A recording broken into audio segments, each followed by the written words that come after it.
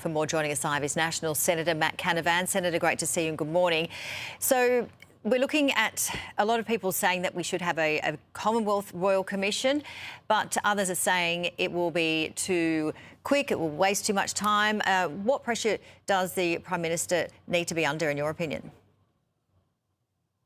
Look, I think it's a very reasonable request, Janie, particularly those from the Jewish community who have suffered so much to have a Royal Commission.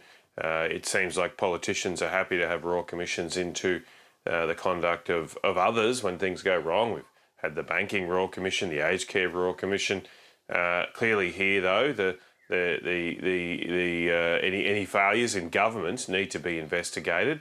I don't think a departmental review cuts it from the Prime Minister, because that's effectively a review into yourself. There's only two options here now or two explanations for why the Prime Minister is resisting these reasonable calls for a Royal Commission. Either he's just being stubborn, which would be very unfortunate given the tragedy we've seen over the past couple of weeks, or he actually does have something to hide, which is even more concerning. Now, there is some smoke here on the latter possibility. His government has denied any effort to investigate radical Islamist extremist violence in the past couple of years. They've launched inquiry after inquiry into right-wing extremism, what they call. They seem to have politicised our intelligence services in a way we've never seen. And maybe the Prime Minister is concerned that a Royal Commission would get to the bottom of that politicisation. It certainly seems there's questions that should be asked. That's why we need a Royal Commission.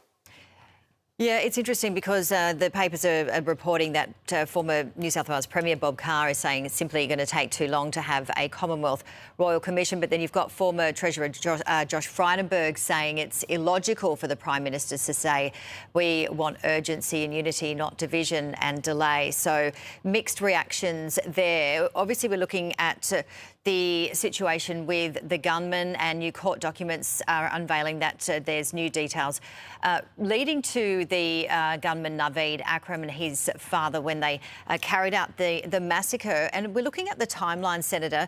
Again, you know, so much more to uncover.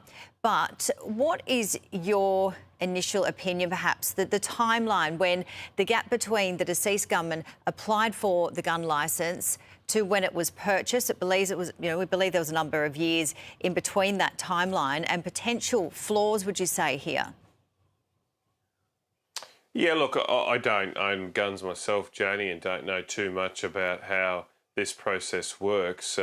But again, this is why we should be asking questions. I believe the New South Wales government is itself supportive of a Royal Commission, so presumably their Royal Commission can get to the bottom of some of these issues as gun licences are administered by state governments. But that does seem a bit strange to be such a delay, because obviously things can change over 3 years from when an application goes in and when guns are purchased. Presumably there should be some sort of limitation here. You've got a certain period of time to make sure the information that has been provided with the licence application is up to date.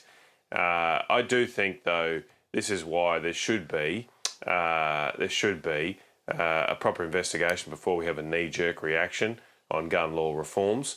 It seems to me that both the New South Wales government and the federal government have sought to jump on the gun law reform issue so they avoid other questions here, particularly uncomfortable questions about how people are integrated into our society, the immigration system we have, the vetting we have there, the extremism that is allowed to, or has been allowed to spread in some parts of Australia.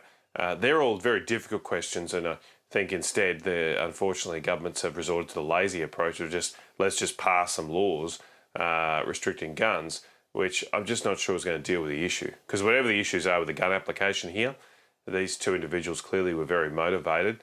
They were evil, they were premeditated, and they probably would have got guns regardless of what the laws are. They already committed crimes, of course, committed heinous crimes.